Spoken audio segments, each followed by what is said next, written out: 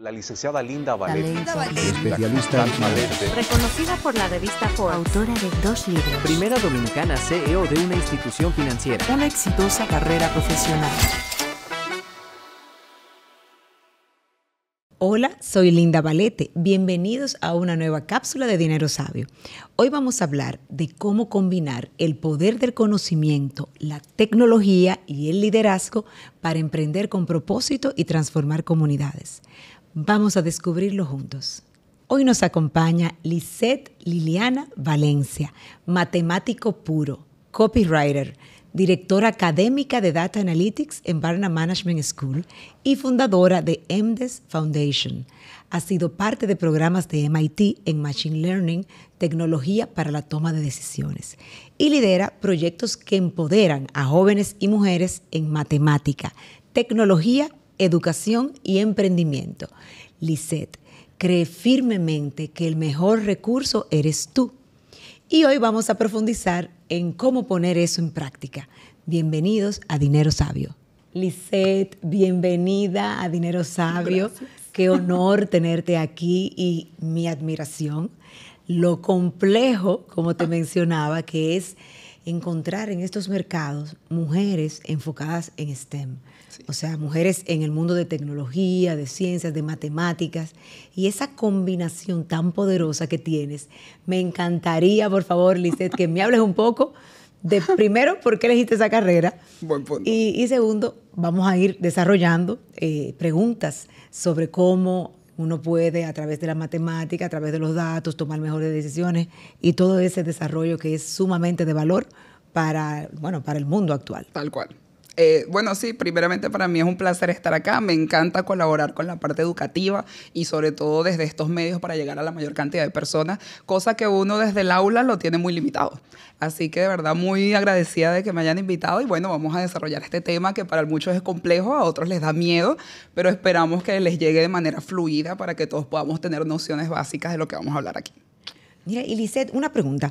Estudiaste, eres venezolana, ¿no? Bueno, ese es un buen punto. Yo nací en Colombia, me crié y estudié en Venezuela y actualmente resido en la República Dominicana con un hermano mexicano.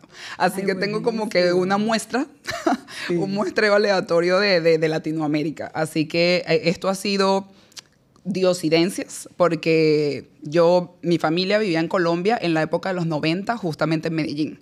Y muchos habrán visto la serie El Patrón del Mal, la parte del narco, todo eso. Bueno, mi familia vivía en Medellín cuando estaban en esa época. Y ahí fue cuando tomaron la decisión de vamos a tener que irnos a otro lado. Y como mi mamá era venezolana, nos mudamos a Venezuela. Y ahí comenzó en la época de los 90, cuando fluía leche y miel en ese país, la educación, nueva cultura, ser extranjero. Entonces, cuando me mudo a la República Dominicana, ya es una normalidad para mí ser extranjera y adaptarme a otras culturas. Así que yo digo que Dios es el que me ha permitido estar aquí hoy y, bueno, aprender más de la cultura dominicana, que me encanta, y aportar desde la educación un granito de arena con otra perspectiva y otra visión. Amén, amén. Y en la parte educativa, precisamente, las estadísticas dicen que menos o cerca de un 30% de las mujeres son las que están estudiando carreras enfocadas a la tecnología, a la matemática, a la ciencia. ¿Por qué decidiste estudiar esas carreras? Wow, una buena pregunta porque quizás no pasa mucho, pero yo me sentí muy inspirada en mis profesores de matemática de bachillerato. Mis profesores me enseñaban, pero desde la pasión y el porqué de las cosas. Y ahí fue donde comencé a cuestionarme muchas cosas. Y me di cuenta que si quería conseguir respuestas, la ciencia era la clave. Dado que la ciencia justamente es la búsqueda del conocimiento, entonces está la química, la física, la biología, pero la matemática es la única ciencia exacta de la cual todo lo demás se deriva. Entonces yo dije, bueno, ahí la consecuencia lógica fue, si me voy a matemática, voy a tener la oportunidad de aprender todo lo demás. Y por eso me fui a la base, por decirlo de alguna manera. Y ahí quería también aprovechar y preguntarte. Tú sabes que muchas mujeres le tenemos miedo a la tecnología. Ay, sí. Y sobre todo a la inteligencia artificial, al tema de los datos, le huimos. ¿Qué recomendación les das a las mujeres para que podamos tener quizá un poco de menos temor y de qué manera acercarnos a las herramientas tecnológicas? Primero, bueno, yo diría que por encima a las mujeres nos encanta ser geniales y ser únicas. Así que ya por ahí les recomiendo que estudien estas carreras porque van a ser literalmente un factor innovador. Yo me he rodeado de un grupo de puros hombres, los científicos, los químicos, los biólogos, matemáticos, todos, la mayoría son caballeros, por decirlo de alguna manera. Pero como todo, yo digo que todo lo desconocido nos da miedo. Pero una vez que comenzamos paso a paso y poco a poco, se nos va abriendo los ojos. Entonces, hay mucho sesgo cultural, hay mucho sesgo social, por decirlo de alguna manera, y nos hemos hecho esta pregunta. La profesora de tecnología en Barna también es mujer, justamente, y tiene una fundación de mujeres en tecnología para poder potencializar estas cosas. Y en la actualidad es real que cualquier mujer puede estudiar lo que quiera, pero venimos sesgados de muchos años de historia, de muchos años sociales, en un pasado no se imaginaban a una mujer ingeniero en ciertos contextos, porque como que eran muy varoniles. Entonces simplemente eso se ha ido por los años y actualmente, aunque puedes y cualquiera puede asistir a las universidades por cualquier carrera de estas, simplemente se van a otras áreas. Pero en este momento, en el 2025, se puede. Y bueno, lo que estamos es tratando de fomentar esas carreras porque es muy necesario las mujeres. Y más allá del feminismo, como pudieran decir algunas, es porque los datos en sí mismos no tienen estructura. Entonces, si las mujeres no están programando, los programas salen sesgados. ¿Por qué? Porque esa ética, esa compasión y esas habilidades femeninas que simplemente por biología somos diferentes, no están dentro de estos programas, no están dentro de los software, no están desde ese punto de vista. Sí. Entonces, el no tener a las mujeres en la mesa, en la codificación, en el análisis de datos, en la programación de todos estos modelos predictivos y prescriptivos, ya hace que el análisis esté sesgado un poquito. Porque no generaliza a toda la raza humana, sino es el punto de vista de los que programan. Entonces, es muy importante aprovechar estos espacios para desmitificar muchas cosas porque es necesario que el punto de vista de la mujer esté también en la inteligencia artificial y no solamente consumamos tecnología, sino que la podamos transformar y mejorar. Porque las mujeres todo lo que agarramos siempre lo mejoramos. Entonces, la tecnología es parte de eso, porque si solamente somos consumidoras, no vamos a poder aportar a la transformación cultural, que es lo que tanto se necesita en el mundo. Excelente punto. Y mire, ciertamente no lo había pensado. Yo soy un usuario intensa de ChatGPT y ahora un poquito de Grok. Uh-huh. Y pensar entonces que los que desarrollaron eso, para ponerlo quizás en un lenguaje más simple, ¿verdad? No tiene ahí quizás mucho toque de mujer. Sexto sentido, la perspicacia, ver más allá, el panorama completo. Correcto. Es una realidad y es biología. O sea, los hombres ven las cosas desde un punto de vista y las mujeres desde otro. Entonces necesitamos a los dos.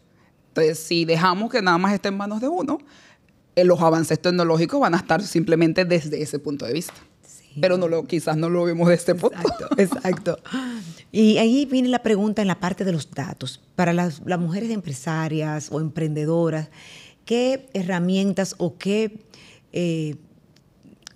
utilidades o formas tú entiendes que deberían ellas empezar a adaptar para usarlas en sus negocios y que puedan tomar decisiones más estratégicas? Bueno, algo que parece como obvio, pero que nos cuesta mucho como seres humanos es registrar. A veces pensamos que es algo muy complejo, pero algo tan básico como registrar las ventas. Por ejemplo, si el año anterior nosotros, enero, vendimos tanto, febrero, tanto, sin hacer más nada, solo registro, al final del año podríamos ver cuáles son los meses en que vendimos más, cuáles son los meses en que vendimos menos. Quizás nos daría curiosidad en saber por qué. Y entonces eso, junto a otros datos, nos pueden dar información. Es que era en la época de verano. Es que mi tienda quizás es de trajes de baño. Entonces es lógico que venda más cuando se acerca Semana Santa. Pero solamente el hecho de registrar, al final me va a permitir hacer un análisis, buscar por qué, mejorar, tomar decisiones estratégicas para mi negocio, pero tomándolo como la base de la información, los datos. Hay una confusión entre datos versus información, pero los datos no significan nada en sí mismos hasta que nosotros le damos sentido. Entonces, dependiendo del tipo de negocio, solamente con registrar, porque pasa mucho, o sea, la mayoría de la cantidad de las empresas dominicanas son MIPYME. Sí. Y cuando uno quiere llevarles hasta la contabilidad, que es algo básico y que la DGI lo pide, los mismos contadores sufren porque no llevan un orden, no saben qué facturas de qué, no separan cosas. Entonces, el registrar nos da como una estructura mental de orden.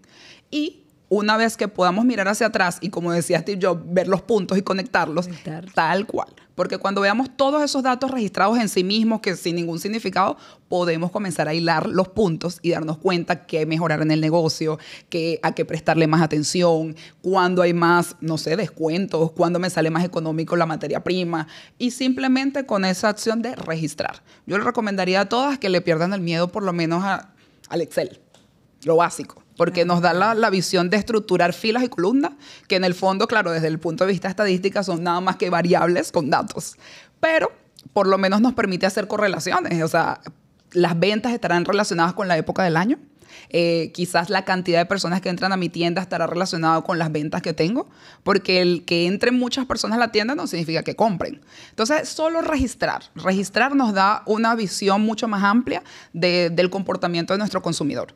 Y justamente eso es lo que hacen los grandes almacenes, los grandes supermercados.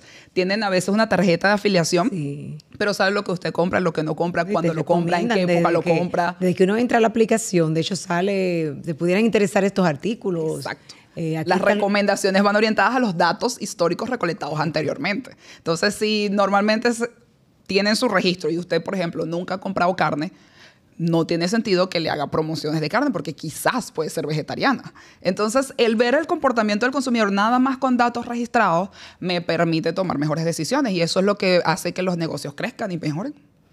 Y en cuanto a la matemática, ¿cómo aplicaría? Y de hecho vi un interesante contenido que tienes en tus redes sobre el tema del uso de la matemática. Si no me equivoco, vas de hecho a un taller o vas a brindar un taller al respecto. Entonces, ¿cómo aplicarías o la importancia de la matemática en las decisiones de negocio? Wow, algo que me he dado cuenta en República Dominicana, por ejemplo, con los emprendedores que desde la Fundación trabajamos, es que hay muchas empresas y muchas organizaciones que están dispuestos a financiar los emprendimientos. Pero todo buen inversionista siempre pregunta qué voy a ganar y en cuánto tiempo lo voy a ganar. Entonces, esa estructura de precios, la parte financiera, es una debilidad muy fuerte en los emprendedores. Por ejemplo, algo básico como, que yo creo que todos lo hacemos. Imagínense que tenemos un emprendimiento de vender bizcocho. ¿Ok? Se compran los ingredientes, yo hago mi bizcocho y lo vendo. A veces, de manera rápida, pensamos en que el bizcocho me costaron todos los ingredientes 600 pesos, yo la voy a vender en 1,000, me estoy ganando 400. Tremendo negocio. Pero comienzo a ver, el gas, la electricidad, el internet, porque tomé fotos para las redes sociales, el paquetico del internet para el teléfono. Entonces, hay gastos fijos que no se están contemplando solamente en la compra de la materia prima. Entonces, cuando yo tengo claro cuáles son mis gastos fijos, y eso es si lo hago desde mi casa, pero si tengo un local, la renta, el personal, la flota, los teléfonos, o sea, hay unos gastos que también tengo que contemplar y que se tienen que ver reflejados en el precio que tiene mi producto o servicio.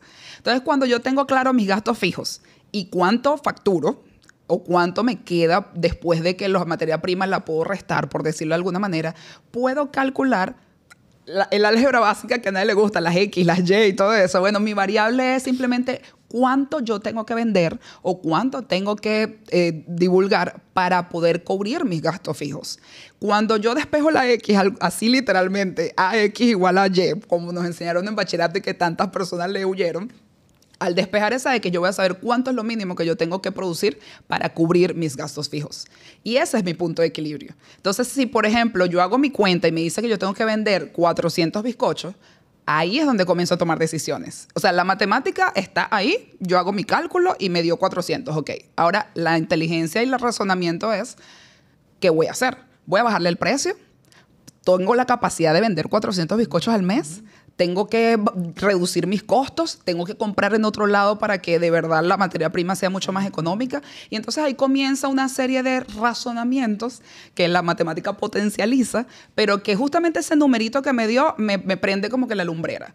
Y ahí comienzo a tomar decisiones. Pero si no hago el cálculo, al final no es un negocio. Entonces hay muchos emprendedores que trabajan incansablemente, que prácticamente son los que están amortizando todo el negocio con su propio dinero y al final no es un negocio. Entonces, para poder saber que es un negocio, la matemática nos miente. A todos nos encantan los números positivos y nos asustan los números rojos. Eso es tanto como los positivos y los negativos. O sea, aritmética y álgebra. Es una herramienta y hay que comenzar a verlo como eso. nos ayuda, nos abren los ojos, nos dan como que esa alerta roja para comenzar a tomar decisiones. No nos hacen todo el trabajo, pero me da el punto de partida para comenzar a ver con otros ojos y comenzar a tomar decisiones. ¿Será que este no es el negocio más rentable? ¿Será que si no puedo vender 400, que es el punto de equilibrio, entonces no es un negocio, no estoy ganando? Entonces hay muchos emprendimientos que no son negocios, porque cuando echas cuenta y haces los números, estás perdiendo. Es así. Entonces, eso es clave. No, y lo que se mide, definitivamente no hay forma de mejorar. Tal cual. Y eso que comentas es una debilidad fuertísima del emprendedor dominicano. Sí, por Se eso apoya poco de la tecnología, no registra, como bien comentaste, y ahí se pierde mucha información de valor. Y luego entonces vienen las quejas de que no puedo acceder a un crédito. Y el que te quiere dar el crédito te va a preguntar cuál es tu margen de beneficio. Y si ni siquiera sabemos calcular porcentaje, ¿cómo le decimos? Mira, yo me gano el 20% por tanto. O yo te estoy pidiendo un préstamo porque voy a mejorar mi productividad en cuánto.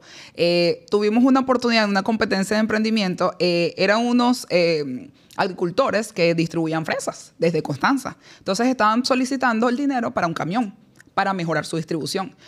Todo el jurado lo primero que les preguntó es en cuánto vas a mejorar tu producción, en cuánto vas a mejorar tus ganancias y en cuánto va a ser el retorno de la inversión. Y solamente por no poder responder eso, no se ganaron el dinero porque se los querían dar. Pero si el emprendedor no tiene claro los números del negocio, es muy difícil que comience a buscar lo que necesita. Tienes toda la razón. Y yo desde el punto de vista, en la banca vivimos eso la verdad que a diario. Y sobre todo, más marcado aún en las mujeres emprendedoras. Entonces, porque son más sentimentales. Sí, ¿no? Y no sé, es como un miedo irracional al tema de entender los números. Y como yo digo, no es que tú seas un experto, entonces apóyate en expertos. Exacto. Que te hagan ese y hay trabajo. aplicaciones. Esa es otra también. Los emprendedores a veces por desconocimiento, porque justo como es una debilidad, hay otros emprendedores que han hecho sus emprendimientos para resolver esa problemática. Hay aplicaciones gratuitas donde usted registra todo, te dice cuánto es, cuánto no es, te da los números al final. Y yo creo que eso es un apoyo para los que no les gusta tanto los números, pero es que son necesarios. Pero si no te gustan, está bien. Entonces, apóyate en una herramienta que te cubra esa necesidad. Porque lo que no es una opción es hacerle una cruz y no pensar en los números. Claro. Eso sí es no. Y más ahora con la inteligencia artificial, que uno le sube después esos números. Y claro, como hablábamos, de hecho, en un panel que estuvimos hace unos días, de que no se puede uno llevar al 100% de la inteligencia artificial, que se equivoca mucho. No, porque ese es el punto. Y uno decirle, analízame estos estados, ¿cómo mejoro mi negocio? Hay un sesgo, y vamos a aprovechar estos espacios educativos, porque la inteligencia artificial, la base es la estadística. Y la estadística mezclada con la probabilidad. Hay unos datos históricos y con base de datos, todo lo que hay en Internet, con esos datos hacen modelos predictivos. Estos son los modelos que yo decía que si hay más mujeres programando estos modelos, quizás fueran más acertadas las respuestas. Pero al final es probabilidad. Y la probabilidad no es exacta en el sentido de, si yo le digo que el 70% de probabilidad de que llueva, ¿va a llover o no va a llover? Es probabilidad. Puede que llueva, puede ser que no. Así sea, con 1% de probabilidad puede ser que llueva. Y hay un 99% de que no. Usted decide si se lleva la sombrilla o no se lleva la sombrilla. Pero el hecho de que esa sea la probabilidad no significa que vaya a suceder. Y la inteligencia artificial son modelos probabilísticos. No tienen esa actitud. Entonces, puede aprovechar toda la base de datos de la red para darte información, texto, análisis de algunas palabras, etc. Pero la inteligencia artificial generativa es muy difícil que pueda generar algo que no tiene certeza. Y es ahí donde entra la matemática. Justamente hace unos días en mi clase le mencionaba a mis estudiantes herramientas poderosas que sí hacen cálculos matemáticos. La inteligencia artificial es una herramienta que te ayuda a saber qué colocarle a esos software o cómo interpretar lo que el software me da, pero no, la inteligencia artificial no la podemos usar para hacer cálculos matemáticos, por lo menos complejos, porque es inexacta, porque se basa en la probabilidad. Y la matemática es exacta. Entonces, esa es la razón, no es que falla, es que está hecha así. ¿Cuáles herramientas hay poderosas así? Por ejemplo, está MATLAB, que es laboratorio matemático, está Symbolab, Mathway, ahora los programadores en R, análisis de datos, ver visualizaciones en Tableau, los dashboards, porque son herramientas que están hechas para hacer cálculos matemáticos. Entonces, si yo tengo un dashboard que no entiendo, sí, se lo puedo colocar a la inteligencia artificial para que me lo explique. Por lo menos, los software matemáticos son hechos especialmente para hacer cálculos puntuales y exactos. Lo que no entienda de esos software, me apoyo en la inteligencia artificial para que me los explique, para que me los interprete, para que me los ponga paso a paso y más digerible. Pero la inteligencia artificial no me va a sustituir el cálculo en sí, porque está basado en probabilidad y la probabilidad puede ser que suceda y puede ser que no. Es más, están programados para ciertas cosas. Entonces, no sé si a los que han usado ChatGPT les pide disculpas. Sí, no, como si Entonces, nada. dice, y si tú le preguntas por qué tal cosa, él trata de explicártelo. Entonces te da la razón. ¿Por qué? Correcto. Porque está programado. Es como muy para indeciso. Yo le digo, pero deja de ser tan indeciso. Ya yo le hablo así. eso. Bueno, ahí diríamos, si las mujeres estuvieran programando, no te van a dar la razón. Exacto. Entonces, justamente de eso se trata. Hay herramientas para cada cosa. Entonces, como emprendedores, como líderes, como empresarios, es saber identificar qué herramienta necesito para cada cosa y apoyarme en ella, porque la tecnología está justamente para eso, para facilitarnos la vida. Y en cuanto a, hablando ya de inteligencia artificial, ¿qué recomendación tú darías para el uso efectivo de una persona, un profesional o de una emprendedora? Yo sé que hablan mucho de que los prompts, de saber hacer las preguntas, ¿hay algo adicional, o sea, o algo que sea necesario reforzar en ese? Bueno, es importante recordar que la inteligencia artificial es artificial. No va a suplantar la inteligencia natural. Ahora, esas personas que no estén en constante aprendizaje y que no filtren y que no se cuestionen y que no se hagan las preguntas correctas, los puede engañar muy fácilmente. Y entonces, lo que nosotros proponemos en la academia es enseñarles a usarla, pero filtrándolo. Primero usted tiene que aprender la teoría para luego utilizar la herramienta que te ayude a facilitar la vida. Pero si usted no aprendió la teoría o la información básica, ¿cómo tú vas a poder filtrar si es correcto o no lo que te dé la inteligencia artificial? Entonces, es una herramienta, por eso no es publicidad, pero me encanta la de Microsoft, que es un copiloto. Copilot. Porque justamente tú eres el piloto y él está ahí al lado, como cuando uno viaja. El que te da la comida, te dice el GPS y todo, pero el que maneja es usted. Entonces, ese concepto muy mercadológico, que quizás no sé si lo han visto así, esa terminología no la había es justamente relacionado. porque está hecho para que te acompañe, no para que te sustituya. Entonces, por ahí dicen, hay muchos tabú de que si la inteligencia artificial nos va a sustituir. Y la frase, yo la vi en Forbes Latinoamérica, que dice simplemente, la inteligencia artificial no va a sustituirte siempre que tú aprendas a utilizarla.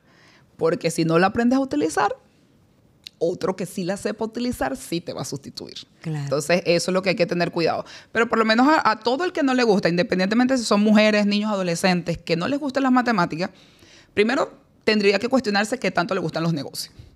Porque los negocios son números, datos, o sea, porcentaje de venta, porcentaje de ganancias, Claro. Si estamos creciendo o estamos decreciendo, qué tan rápido estamos creciendo. Pero simplemente desde la primaria, el bachillerato, no nos enseñaron a verlo así. Entonces, vimos matemática como una materia que había que aprobar, que no entendemos porque es como abstracta. Ese es el tema, que ni siquiera te explican de dónde surge, por qué 3x3, por qué esta división. Y es complejo, es muy pequeño. abstracto. Entonces, prácticamente obligan a la persona, si no te lo explican de la forma adecuada, a que solamente apréndetelo y ya. Tú lo que tienes es que aprobar. Entonces, hay muchos Aquí se usa el término embotéllatelo. Tal cual. No, y muchos dicen, yo lo hice, a mí me pasa, el reto en la universidad, por lo menos los que recibo yo en Barna, yo soy la profesora del primer semestre en la licenciatura, porque tenemos dos extremos. Los estudiantes que dicen que son malos, y yo digo que dicen porque hasta que no descubres cómo es, siempre va a ser difícil. Y los que son muy buenos, pero no saben para qué. Y yo digo que más peligrosos son los otros, los que tienen 100 en matemáticas. Porque son los que te dicen, profe, póngame los ejercicios que yo lo hago. Y yo le digo, ¿pero ejercicios de qué? No, yo calculo derivadas. Ajá, ¿pero qué es una derivada? Quedan ahí como en blanco. No, pero póngame los ejercicios que yo resuelvo. Yo le digo, si no sabes lo que es una derivada y cómo te va a aportar en el negocio, ¿qué importa cuántos ejercicios hagas? Pero eso para ellos es un choque. Sí, un choque, O sea, porque un no es la choque mental. metodología, lamentablemente, no es la metodología en que te enseñan. Pero en las entonces los que escuelas estudian negocios, esa es la clave. Entonces, es un reto para mí, pero me encanta trabajar con adolescentes, me encanta trabajar con personas que quieran moldear su mente, porque justamente ese es uno de los eslogans de la fundación, el mejor recurso eres tú. Quizás te falte aprender, quizás te toca esforzarte un poquito más, o quizás otros empezaron a practicar mucho antes que tú y por eso se les facilita, porque tendemos mucho a compararnos. Ay, pero yo no soy tan inteligente como tal. Sí. O él es tan bueno en la matemática. Los padres también colaboran mucho. Porque el joven o el niño ni siquiera ha entrado el primer día de clase y ya tiene una concepción equivocada de lo que es la matemática. ¿Y quién le dice eso si ni siquiera entraba a clase? Es la familia, la sociedad. Sí. Entonces, por donde lo veamos es una presión para el pobre chico y les da ansiedad. Cuando van a hacer evaluaciones de matemática, entran en crisis, les sudan las manos, se bloquean, se frisan. Entonces, ¿de dónde viene eso? Del contexto cultural y de la sociedad. O sea, hay padres que le aplican presión a los hijos de los dos extremos.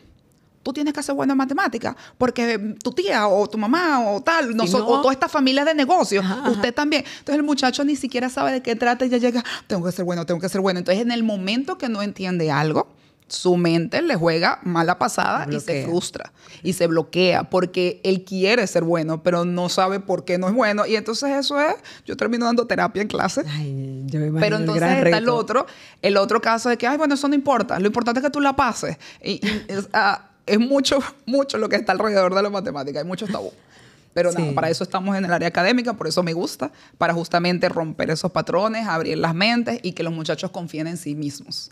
Porque la educación, por lo menos en la universidad, es el momento de equivocarse. Estás aprendiendo. Es normal que no entiendas algo, porque estás en la universidad para aprender. Claro, y no debería de venir eso ya desde las mismas escuelas y colegios. O sea, porque realmente entiendo que hasta más fácil es el aprendizaje cuando están de 7 años, 8 años en adelante. Sí, lo que pasa es que como es la historia del huevo y la gallina, en el sentido de que la base de la sociedad es la familia. Entonces, hay niños que de 0 a 6, 7 años en su casa ya los echan a perder. Sí. Entonces, cuando llegan a la primaria, al primer grado, ya vienen con ciertos patroncitos y que es difícil. Entonces, el que le enseña viene también de ese mal patrón. Claro. Entonces, es complejo porque es un cambio cultural. Tiene que venir literalmente una revolución del aprendizaje desde muchos sectores.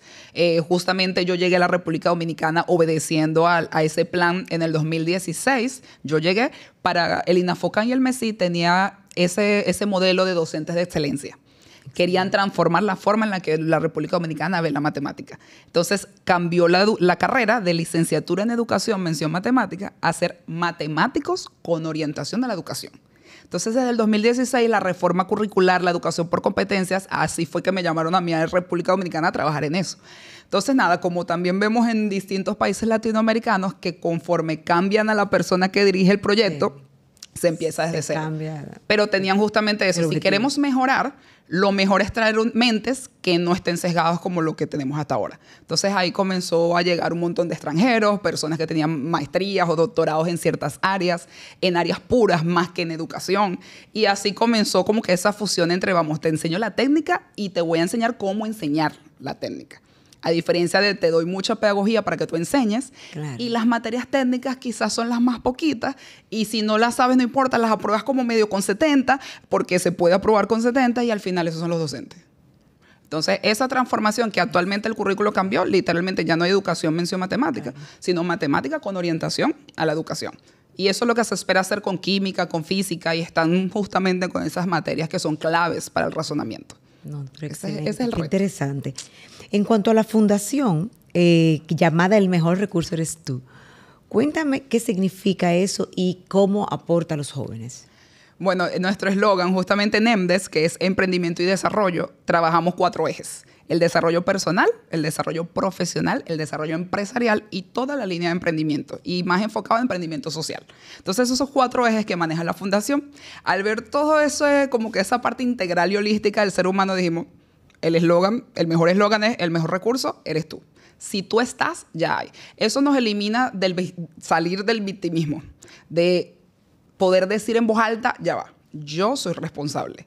Si falta algo, yo lo puedo hacer y si no lo sé, lo puedo aprender. Entonces, prácticamente nos dedicamos a eso, a transformar la forma de pensar. Más allá de que capacitaciones o dar talleres y tutoriales y de enseñar técnicas, trabajamos es al ser humano para que cambie ese mindset y de verdad crea que de verdad tiene la capacidad para lograrlo. Y eso es nuestro objetivo. A veces lo logramos, a veces no, y en eso estamos, porque justamente transformar la forma de pensar es la clave del éxito. Si tú crees que puedes, lo haces. Y si crees que no puedes... ¿Y eso ustedes lo hacen con talleres? ¿Cómo es el acercamiento? Bueno, tenemos de todo. Trabajamos tanto para el sector público, el sector privado, la parte educativa, el sector empresarial. Podemos trabajar, por ejemplo, en una empresa con sus colaboradores, siendo de la mano con gestión humana. porque hay que abrirle la mente a los colaboradores si queremos también que la organización vaya de un punto A a un punto B. Sobre todo con áreas como la transformación digital, que sabemos que no es la tecnología en sí, sino cómo las personas lo usan. Y ahora no hemos terminado la transformación digital cuando ahora toca la inteligencia artificial. Pero entonces de la mano de organizaciones lo hacemos con los colaboradores. Pero también de manera particular desarrollo profesional desde el punto de vista no solamente de estudiar una carrera, sino en ser profesional con lo que hagas. Si eres, no sé, estilista, temprano, cumple con tus citas, usa los mejores productos, que sientas esa pasión de que tu persona, tu usuario salga feliz, transformado. Entonces, desde ese punto de vista es que atacamos la parte profesional. Así sea plomero, o médico, o biólogo, o odontólogo, lo que sea, hazlo bien. O sea, que hable de ti, tu profesión, y que todo el mundo te pueda recomendar por esa labor excelente que haces. Entonces, de eso, pensando en eso, el mejor recurso es uno. Claro. Si yo también crecí, yo soy adventista del séptimo día y crecí en la iglesia. Entonces, en los programas, a veces, como trabajamos con personas, toca la persona que iba a tener la lectura y no llegó. Entonces, bueno, yo estoy, entonces leo yo. Entonces, así poco a poco, justamente en mí salió ese eslogan. El mejor recurso soy yo. Si yo estoy, yo resuelvo. No de la mejor manera en el sentido que no voy a hacer exactamente lo que iba a hacer la otra persona, pero por lo menos puedo resolver y puedo tapar el hueco y puedo cambiar la forma de pensar, etc. Entonces, eso es lo que tratamos de fijar en la gente. Que reconozcan que así los que creemos en Dios, que Dios nos creó, tenemos literalmente la semejanza de Él. Entonces, todo es posible. Nos va a costar un poquito más, quizás tengamos que aprender, hacer cursos, talleres, estudiar algo, pero creer que sí es posible. Y si lo hacemos desde los jóvenes, miren, muchísimo mejor. Yo creo que la sociedad cambiaría. Esa es la intención. Qué maravilloso. ¿Sabes qué vi también que estabas trabajando temas de cómo generar ideas de negocio para jóvenes? Cuéntanos un poco qué técnicas, de una manera, digamos, ¿verdad?, específica. ¿Qué técnicas les recomiendas a los jóvenes en ese para interesante empezar, taller? Para ver, quiero emprender. Para empezar, no sé qué. exacto, quiero emprender y no sé qué. Bueno, lo que yo recomiendo, a todos los seres humanos nos encanta criticar, de verdad. Sí. Eso es como un hobby. Y es mucho más fácil para nosotros ver lo negativo que lo positivo. Entonces, usamos eso a nuestro favor. Parte del taller es, vamos a comenzar a observar qué vemos, dónde están los problemas, qué podría ser mejor. Entonces, justamente viene de la ciencia el método científico, que tiene 4 pasos, o sea, la observación. Yo me voy a plantear una hipótesis para ver de dónde viene eso, hago un experimento y luego anoto mis resultados. El método científico que utilizamos en la naturaleza, en la física, en la química, en la biología, eso lo usamos. Entonces, se les recomienda, vamos a criticar, qué hay en tu comunidad. Que el agua no llega a tiempo, que no hay comunicación, que falta integridad en las personas, etc. Entonces, cuando comienzan a hacer una lista de problemas, es ahí donde comenzamos a ver cómo los podemos solucionar. Y si esa forma de solucionarlo nos genera dinero. Porque el emprendimiento social parte del hecho de yo voy a ayudar igual y quiero transformar mi comunidad y hacerla mejor, pero yo soy el que estoy haciendo el trabajo, entonces tengo que recibir remuneración por eso. Entonces, justamente va de ahí. Hacemos una lluvia de ideas, los problemas, y comenzamos a retarlos a conseguir solución. Pero así sea lo más irracional posible, y después comenzamos a ver cuáles pueden ser monetizadas y cuáles no. Siempre les digo, miremos a nuestro alrededor. Todo lo que hay a nuestro alrededor es el resultado del emprendimiento de alguien. Por ejemplo, las sillas. Alguien se dio cuenta que ya los troncos de madera eran como muy incómodos, entonces vamos a hacer una silla. Y luego, no necesariamente, muchos piensan que la innovación también tiene que ser como que algo obligatorio y que se nos tiene que iluminar. A alguien se le ocurrió la silla, pero luego alguien dijo silla con colchoncito. Luego silla con el brasero, silla con espaldar, las sillas de oficina. Entonces, de una idea del que comenzó con las sillas, surgieron muchísimos emprendimientos. Entonces, es ver cuáles problemáticas hay, cómo las puedo solucionar, si me gusta la forma como se soluciona, porque me tiene que apasionar, y si se monetiza. Entonces, ahí comienzan ellos a crear. La creatividad es una habilidad que se desarrolla. Muchos piensan que tienen que nacer, y si yo no tengo esa habilidad, no.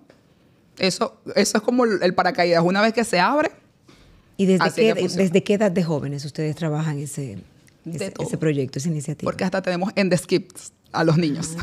Claro, a su nivel. Sí. No, ellos no van a formar negocios, pero justamente el emprendimiento es una forma de pensar. Entonces le tratamos el liderazgo, la resistencia, la frustración, trabajo en equipo, el que no tengan esa mentalidad de que si no gano, me pongo a llorar, que son cosas muy de niños. Entonces, esas actividades las hacemos con hijos de los trabajadores de las empresas, con algunas escuelas, asistimos también mucho a liceos. Hay muchachos que no saben qué van a hacer, quieren estudiar carreras simplemente porque les han dicho que eso es, tenemos talleres de propósito de vida. Y justamente eso, les sacamos como que el yo, les buscamos como que dentro de lo más profundo y ya a partir de ahí canalizamos y los orientamos, porque a veces son encuentros que son varios y a veces es una sola vez que tenemos encuentros con ellos, pero de verdad que nos ha sido muy, muy gratificante ver los resultados y tratamos como eso, transformar la forma de pensar de todo el que choque con nosotros. Claro, ¿no? Y tremenda labor, porque siempre insistimos mucho, los jóvenes son los líderes del futuro. Tal cual. Si ellos no están educados correctamente, sabemos de las carencias o oportunidades que tiene el sistema educativo en las mismas casas, como hablamos del tema cultural, y poder encontrar estos espacios donde ellos puedan fortalecerse, donde puedan aclarar sus dudas, donde puedan, digamos, romper un poco los paradigmas, es una excelente oportunidad de verdad, de crecimiento para nuestros jóvenes. Aquí te tengo yo les llamo las preguntas rápidas. Ok. Me tienes que responder lo primero que te llegue A la mente. a la Ok. mente. ¿De acuerdo? Un libro que te marcó. Wow. Bueno, muchos. A mí me encanta leer, es uno de mis hobbies. Pero de jovencita, justamente hablando de los adolescentes y cómo los podemos canalizar. Mi mamá, como a los 12 años, me puso en las manos el libro Piensa en grande y da lo mejor de ti, de Ben Carson. Ben Carson es un neurocirujano, digamos negro, en Estados Unidos, que le costó abrirse camino y ser uno de los primeros, y cuenta su historia. Entonces, wow, ver cómo él, de la nada, su mamá no sabía ni leer ni escribir, pero trabajaba limpiando en una casa donde el dueño tenía una biblioteca. Y comenzó ella a ver, y comenzó luego ella a llegar a su casa, a apagar el televisor y ponerlos a leer. Y que vayan a la biblioteca y que hagan resúmenes. Y ella no sabía leer. Y les pedía informes. Y ellos nunca se enteraron, hasta de grandes, que la mamá no sabía leer. Entonces, ella escuchaba los informes y les decía, dilo, para que fomentes el liderazgo. Entonces, leer ese tipo de libros desde jovencita me hizo pensar eso. Todo es posible, uno no sabe en qué terminará el mundo, por decirlo de alguna manera, o conectar los puntos y a dónde voy a terminar, pero pensar en grande, eso. Pero sobre todo, dar lo mejor de uno, porque a veces soñamos con cosas irreales. Pero eso me mostró literalmente el pensar en grande y en cómo él trabajó para poderlo conseguir. Entonces, a corta edad, eso me hizo como que abrir la mente full. Excelente. ¿Café o té? Té. Una app que uses todos los días. Ay, bueno, YouTube. En el sentido de para podcast, música, para relajarme, para todo. Una mujer que te inspira. Ay, mi mamá. Uf. Una habilidad que sueñas aprender. Tocar violín. Sí. Yo juego básquet, pero justamente tocar violín de chiquita mi mamá me puso y uno por ser joven quería más jugar que estar en clase, la disciplina de la música. Pero después de grande ver esos conciertos de las orquestas sinfónicas, tú dices, debí haber aprendido a tocar violín. Y lo tengo todavía, el mismo mío desde cuando estaba pequeña. Pero ahí está, ya estoy programando las clases. Yo me imagino que hasta en YouTube se puede aprender eso, ¿verdad? Porque ya está, el piano se aprende por YouTube, ¿no? Por tutorial. Para quienes nos están escuchando, ya llegando acá al cierre, ¿qué mensaje tú pudieras transmitir, Lisette, de tu experiencia, para que se motiven, ¿no? O sea, a aprender sobre data, aprender sobre matemáticas o aprender otras cosas y salir de la zona de confort? Wow, justamente ponerse a hacerlo. O sea, hay un dicho que quizás le choca a algunos, pero para los emprendedores y para todo el que quiere algo más, a veces es mejor hecho que perfecto. Queremos como que aprenderlo todo, ser los expertos en tal área. Y no, empieza, equivócate. Abre la posibilidad de que te critiquen, porque ahí es donde está el aprendizaje. Si tú haces algo bien, no estás aprendiendo, porque si lo hiciste bien fue porque ya sabías cómo hacerlo. En cambio, cuando tú te equivocas, los demás te dan feedback y tú puedes aprender un poco más. Y lo veo mucho en la docencia. Les da terror equivocarse. Prefieren no hablar, no preguntar, no nada. Y eso viene, bueno, de la cultura, de la sociedad, de que te señalen, de aquí, todos los que nos están escuchando, no se burle de los demás. La Biblia dice, haz a los demás lo que quieres que hagan contigo. Entonces, el hecho de que un niño, cuando tuvo una idea, levantó la mano y se burlaron, eso comienza a decir, yo mejor no levanto la mano, yo mejor no pregunto, etcétera. Entonces, sean mujeres emprendedoras que dicen, ¿cómo lo voy a hacer con familia, con la parte empresarial? Me tengo que... Comiencen. Sobre la marcha, uno va afianzando qué es lo que más necesita aprender. Y también uno cree que quiere algo hasta que comienza. Y luego dice como que no, esto no es lo mío. Pero con la acción. O sea, da el primer paso de fe, literal, lánzate. Y conforme vayas viendo el feedback, vas acomodando sobre la marcha. ¿Qué más tengo que aprender? ¿Qué cosas tengo que mejorar? Pero está abierto a la crítica. Es un tabú, pero sí, hay que escuchar. Por lo menos yo que estudié matemáticas estaba acostumbradísima a que me dijeran lo malo que me había quedado todo. Entonces, para mí eso es normal. Y yo diría que eso es algo que los demás tenemos que como que fomentar. Equivocarse es normal, somos seres humanos, nadie nació aprendido. El primero que bailó, la primera vez que bailó feísimo. El que estaba aprendiendo un nuevo idioma no le salió bien a la primera. Pero es con la práctica que uno se perfecciona.